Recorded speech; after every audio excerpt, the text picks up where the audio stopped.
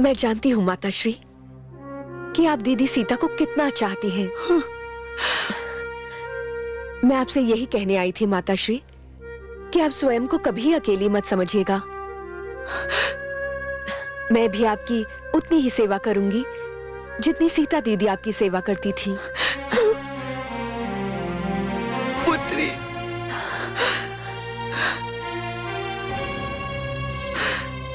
मैंने सोचा कि आप अकेली होंगी, इसलिए मैं आपके पास चली आई माताश्री। मैं अकेली हूं, किंतु इस राजभवन में कोई मुझसे भी अधिक अकेली है।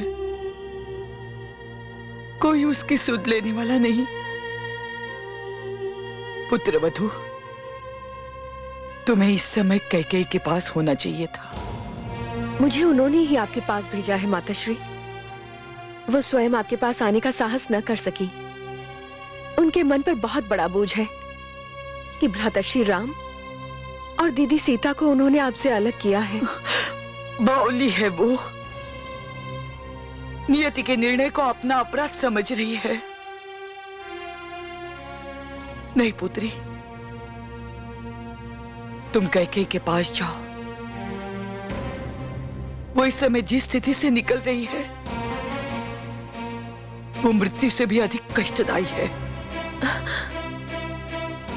जाओ पुत्री, उससे कहो कि मैं अपने पुत्र राम की सौगंध खाकर कहती हूं कि उसके प्रति मेरे मन में तनिक भी मैल नहीं है।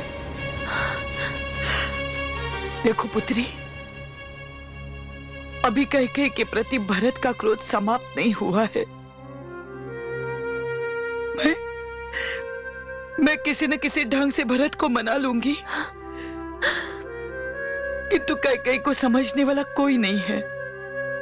मुझे वचन दो, तुम कैकेयी का ध्यान रखोगी।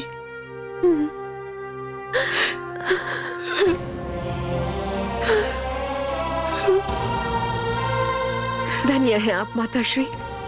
इतने दुख और कष्ट सहने के उपरांत भी आप अपने परिवार की एकता को नहीं भूली। हमें भी ये गुण सिखाइए ना माताश्री, ताकि हम भी अपने परिवार की एकता को बनाए रखें। मुझे तुमको कुछ सिखाने की आवश्यकता नहीं है पुत्री। जानकी और उसकी बहनों को देखते ही मैं जान गई थी कि रघुकुल की एकता की रीति आगे ही बढ़ेगी। देखो ना, संकटों के होते हुए भी हम सब एक हैं। किसी के मन में किसी के प्रति कोई बैर नहीं, कोई कटुता नहीं। माताश्री,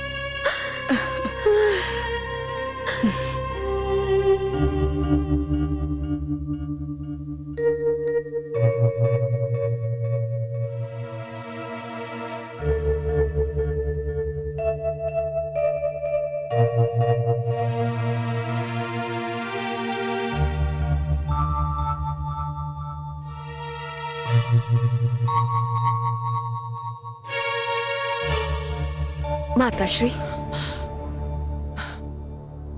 पुत्री, तुम इतनी शीघ्र लौट आई?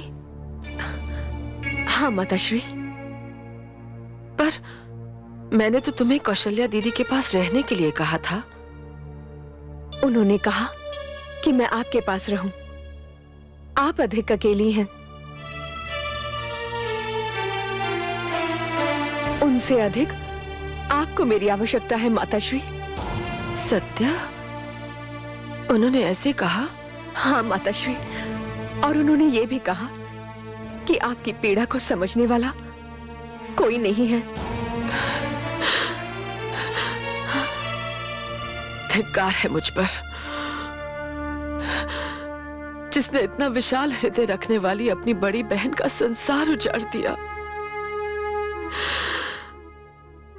और धन्य है कौशल्या दीदी, जिसे अपने से अधिक मेरे उजड़े हुए संसार की चिंता है।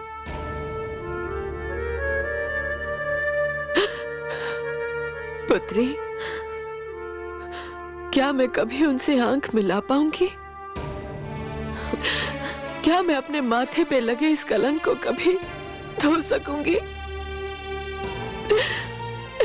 माताश्री, मत रोइए।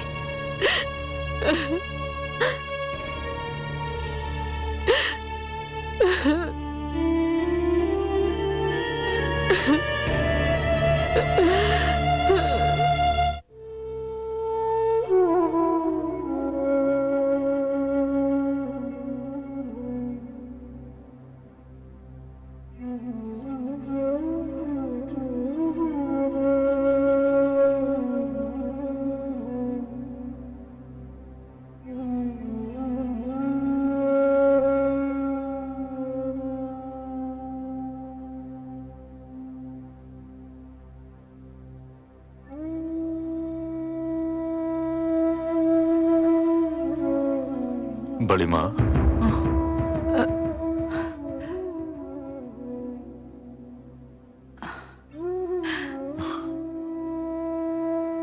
प्रणाम बड़ी माँ। यशस्वी भव। मैंने सुना है तुम्हें अयोध्या के राज सिंहासन पर बैठने में संकोच हो रहा है। संकोच का तो प्रश्न ही नहीं माता।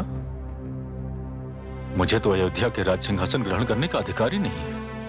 तुम्हें किसी ने बताया नहीं कि मेरी इच्छा क्या है? मुझे बताया गया माताश्री। तो फिर? माता, मैं आपसे एक अनुमति मांगने आया हूं। कहो। माता, मैं भ्राता श्री राम के पास जाना चाहता हूं।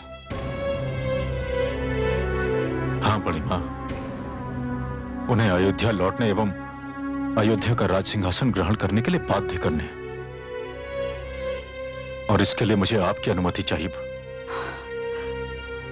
मुझे अनुमति देने में कोई संकोच नहीं है पुत्र, किंतु तुमने एक कठिन ही नहीं, एक असंभव कार्य का बेड़ा उठाया है। बड़ी माँ, यदि आप मेरा साथ दें तो यह कठिन एवं असंभव कार्य सरल एवं संभव हो सकता है। तुम क्या चाहते हो पुत्र? बड़ी माँ, मैं चाहता हूं कि मेरे संग आप एवं माता सुमित्रा भी चलें। मुझे पूर्ण विश्वास है कि यदि हम सब मिलकर प्रयास करेंगे तो भ्राता श्री अयोध्या अवश्य लौट आएंगे। पुत्र भरत, कदाचित तुम्हें इसलिए कह रहे हो कि मैं राम की माता हूं और सुमित्रा को भी पुत्र राम माता समान ही मानता है। हाँ बड़ी माँ, यही कारण है। पुत्र भरत, राम ने मेरे कोख से जन्म अवश्य लिया है। यह भी सत्य है कि वो सुमित्रा को माता की तरह समझता है। सुमित्रा ही क्यों, संसार की सारी नारियों को वो मां के समान मानता है, उनका आदर करता है। किंतु ये केवल मैं जानती हूं कि उसके जीवन में, उसके मन में जो स्थान कैकेयी का है वो किसी को भी नहीं प्राप्त, मुझे भी नहीं पुत्र। केवल कैकेयी पुत्र राम को उसके दृढ़ निश्चय से एक पल के लिए टिका सकती है। किंतु बड़ी माँ, उनसे कहेगा कौन? तुम कहोगे पुत्र। मैं? नहीं बड़ी माँ, मैं उनके पास नहीं जाऊंगा,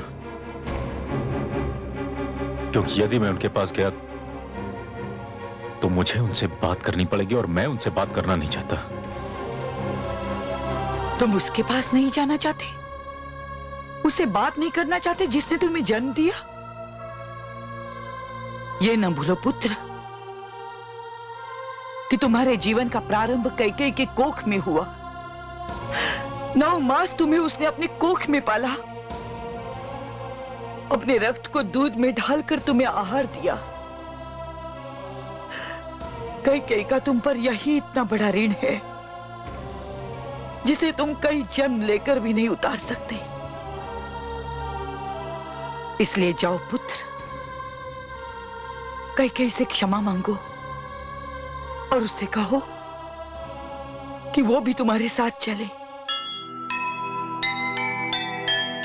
नारी के इस रूप का कैसे करें बखान, जिसने इतना दुख दिया दे उसको हे मां। कौशल्या रूप कैकेयी, नारी के दो रूप, शीतल छाया एक है, दूजी तपती धूप, दूजी तपती धूप।